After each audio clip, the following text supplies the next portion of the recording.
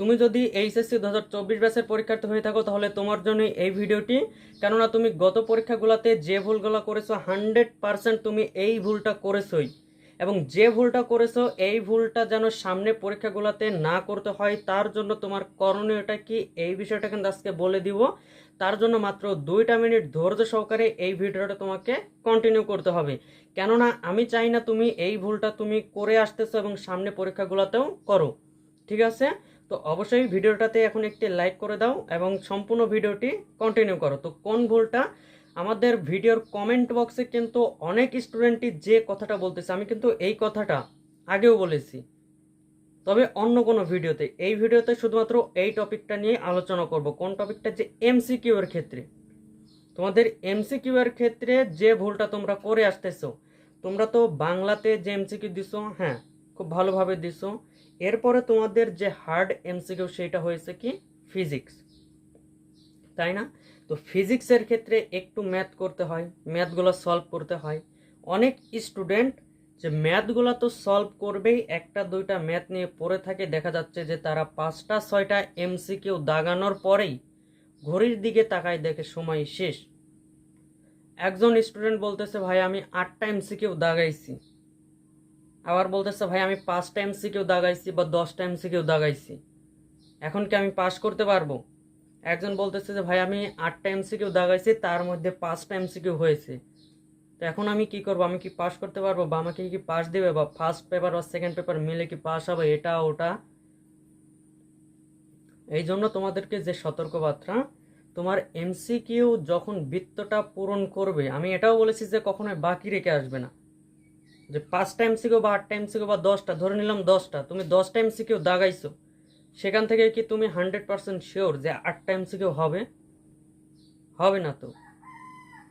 তার জন্য তুমি প্রত্যেকটা এমসিকিউ, এখন কখন দেখা যাচ্ছে যে ভুলটা করে, কোন ভুলটা, যে যখনই দেখে যে আর 2টা 3টা মিনিট বা 5টা মিনিট বাকি আছে, তখন এই ফ্রেন্ড ওই ফ্রেন্ড বা তার পেছনে সামনে সব ফ্রেন্ডের থেকে হেল্প নেই, যে এটা কি হবে ওইটা কি হবে একটু বলে দে, এটা ওটা। না, এটা করা যাবে না।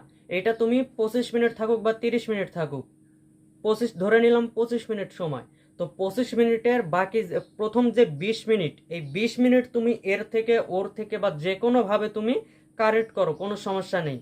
20 মিনিট, এবং বাকি যে 5টা মিনিট থাকবে, এই 5টা মিনিট তোমার এর দিকে ওর দিকে কারোর দিকে কোনো তাকানো নেই, কারো থেকে কোনো হেল্প নেই। তুমি পারো আর না পারো, তুমি 25টা থাকুক এমসিকিউ বা 30টা থাকুক, তুমি ওই 25টা এমসিকিউ দাগাই আইসো, তুমি পারো অথবা না পারো, তুমি দাগাই আসবে। দেখা যাচ্ছে যে তুমি যেগুলা আন্দাজে দাগাইছো, তুমি লাস্টের 5 মিনিটে যেগুলো আন্দাজে দাগাইছো, দেখা যাচ্ছে ওইগুলোর মধ্যে থেকেই কিন্তু একাধিক হবে। এবং তুমি না দাগিয়ে যদি 10টা এমসিকিউ দাগাই আসো, 10টা এমসিকিউ ধরো দাগাই আসছো, সেখান থেকে কি একটা হবে? এটা কি শিওর?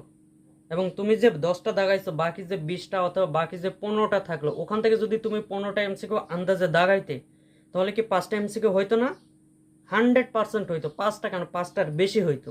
এটা আমি শিওর দিতেছি, এটা আমি শিওর দিতেছি, তুমি 100% 5টার বেশি পাইতে। এই জন্যই তোমাদেরকে সাজেস্ট করব, তুমি লাস্টের 5 মিনিট, ওই যে সামনে ঘড়ি থাকে, তোমাদের তো ঘড়ি এলাও না তাই না, সামনে যে ঘড়ি থাকে 100% ঘড়ি থাকবে, এই যে ঘড়ির কাঁটা যখন টিক টিক করে যাইতে যাইতে যাইতে যাইতে আর 5টা মিনিট বাকি থাকবে, তখন তুমি পারো আর না পারো এর দিকে ওর দিকে না তাকিয়ে তুমি 30টা বা 25টা এমসিকিউ কমপ্লিট করে খাতাটা জমা দিবা।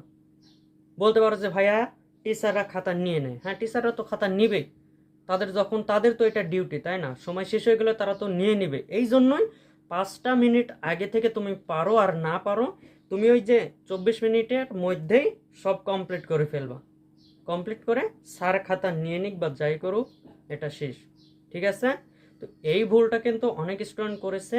এবং এমসিকিউ এর ক্ষেত্রে কিন্তু তোমাকে 1 মার্কও বেশি দেওয়া হবে না, তুমি যেটা পাবে ওটাই। এমসিকিউ এর খাতাটা মেশিনের মাধ্যমে দেখা হবে, তুমি হয়তো ভাবতেছো যে 1 মার্ক 2 মার্ক দিয়ে পাস করাই দিবে, না, 1 মার্ক 2 মার্ক দিয়ে কখনোই পাস করাই দিবে না, এটা মেশিনের মাধ্যমে দেখা হয়, তুমি যত পাবে ততই দিবে। এই জন্যই তুমি বাকি রেখে আইসো না, তুমি পারো আর না পারো এটা কি কমপ্লিট করে চলে আসবে। আশা করি তোমাদের সতর্ক বার্তাটা পৌঁছাতে পারছি। তো ভিডিওটাতে অবশ্যই একটি লাইক করে দাও, এবং নতুন যদি আমাদের এই চ্যানেলটাতে নতুন হয়ে থাকো অবশ্যই সাবস্ক্রাইব করে দিবে। দেখা হচ্ছে নতুন কোনো ভিডিওতে। আসসালামু আলাইকুম ওয়া রাহমাতুল্লাহ।